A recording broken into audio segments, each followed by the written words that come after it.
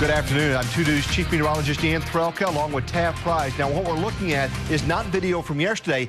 This is today. This is round 2, and you're looking at video from the Oklahoma City area. We've got another large tornado to the south and southwest, and that, if you look at that picture off to the left, is a massive storm system now moving out of southern Oklahoma County into southwestern sections of Lincoln County. That's Oklahoma County. That's Lincoln County right there. So there are those storms working their way east sides of Oklahoma City, southeast sides, and working their way up the turnpike. But as you can see, that is a massive storm system that's been on the ground now for at least 45 minutes. And we're hearing reports now of extensive damage in the Oklahoma City area as that storm system made its way through that area. It's caused a tremendous amount of damage. In fact, we're looking at that damage now. What's your location and what can you see?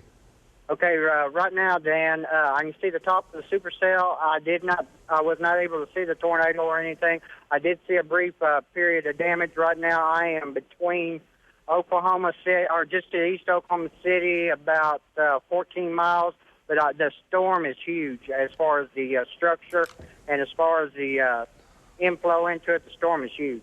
Okay, Denny, we're looking at live pictures and control room, a heads up, very sensitive. We don't know what we're going to see here. So at any time, if we have to break away from this, it's because of what we're seeing here. So we're going to try to monitor that rather closely. You're looking at reunions of loved ones and family members as they find out where their neighbors are and where family is. So again, this is all in the Moore Norman area.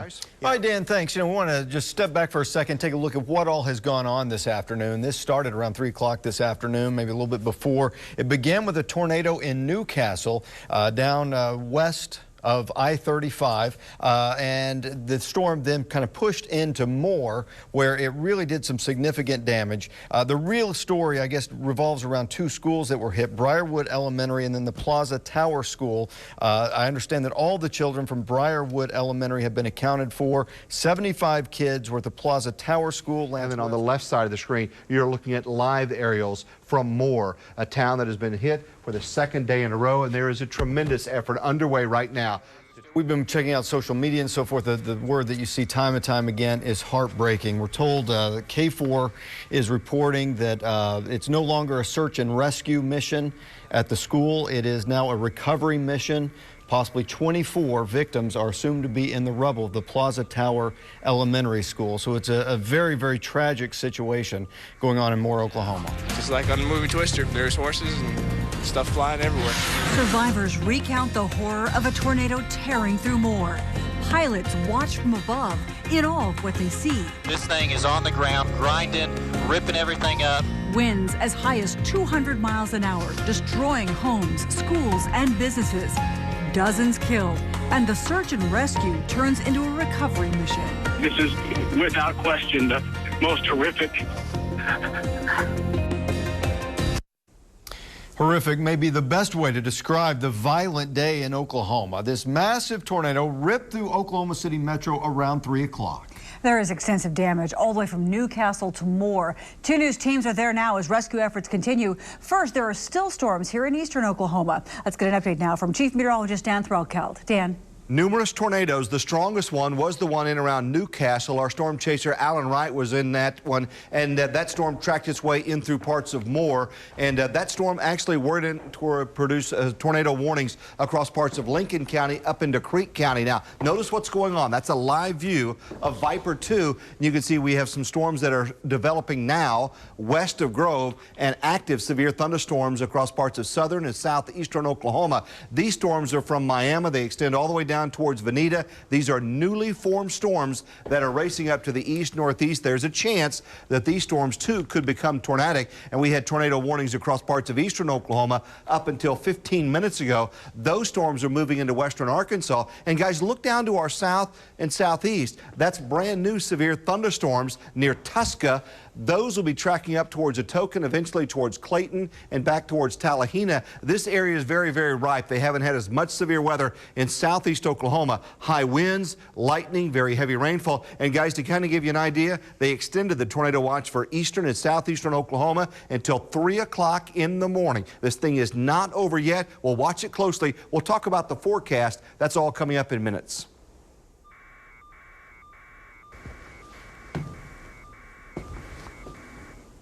Families tonight are looking through the rubble looking for loved ones. Tonight, the lights illuminate the devastation in the city of Moore, Oklahoma, as rescue crews go through an elementary school looking for survivors. Here's the very latest out of Moore tonight. Officials confirm 51 people are dead.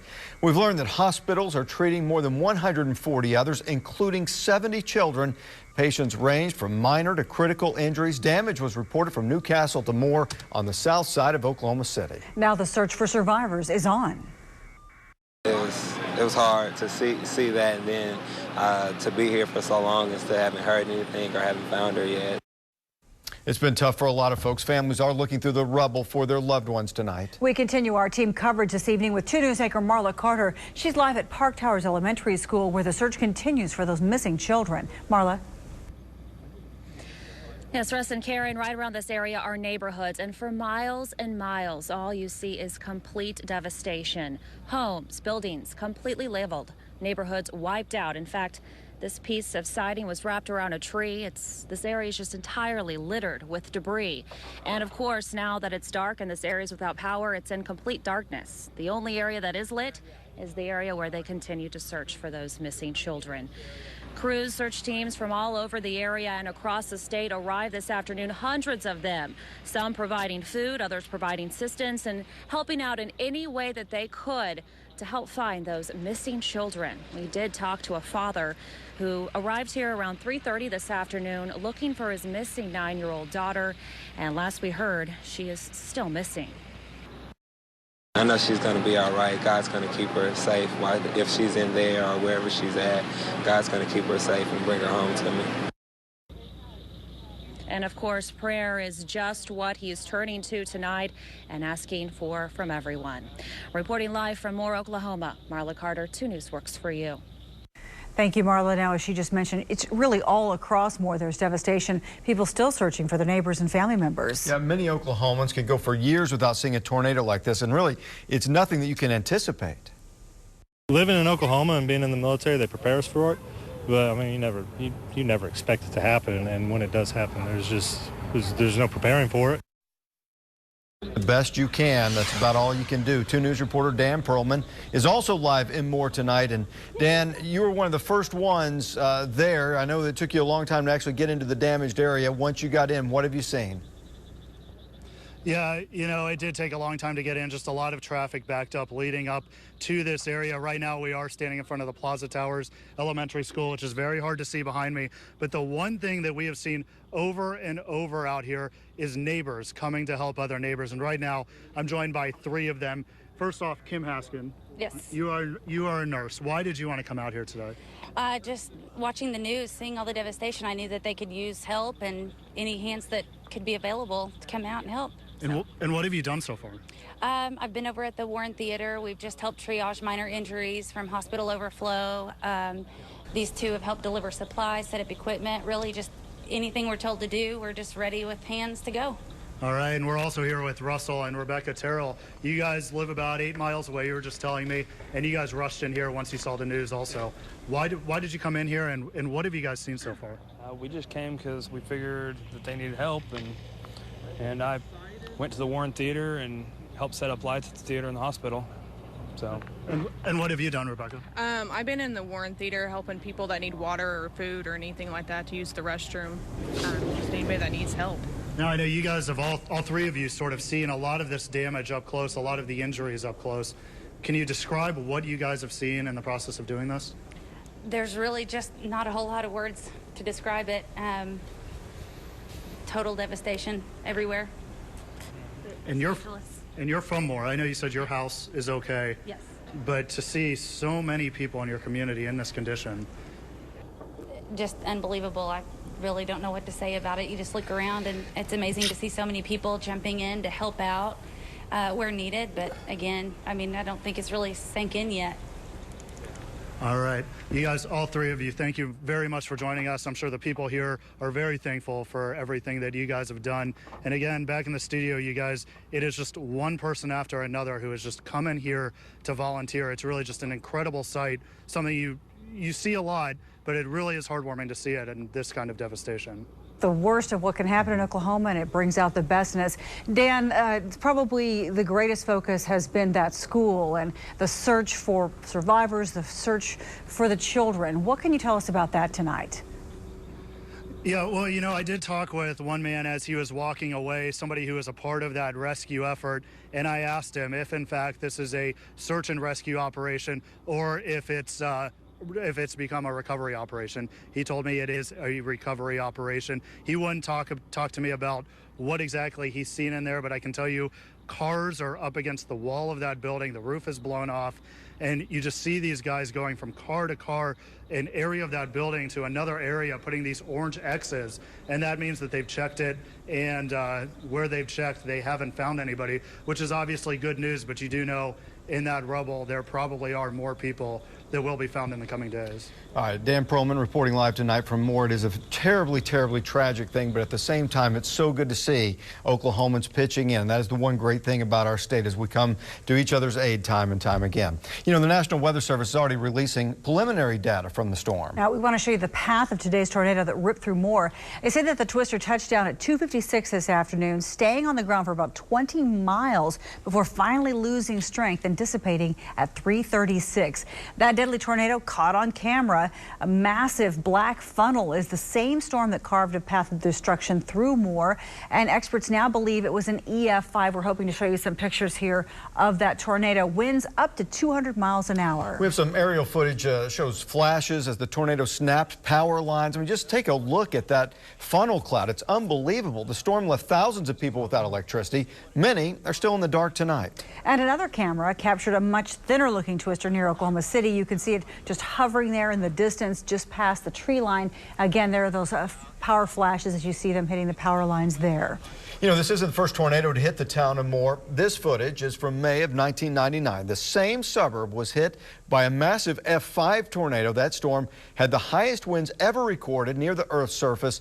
44 people were killed that day and hundreds more of homes were destroyed. Now, the Warren Theater was only one of a number of businesses that were hit by the tornado. A Channel 2 employee, Mike Carter, was in that movie theater when the storm hit. He says that they stopped the movie just before 3 p.m., took everybody in the hallway, and then just a few minutes later the storm hit. That movie theater did suffer some damage, but the good news is that everyone in that theater is okay. Mike Carter joins us now on the phone to tell us more about that experience. Mike, take us through what happened there today. What happened to you this afternoon?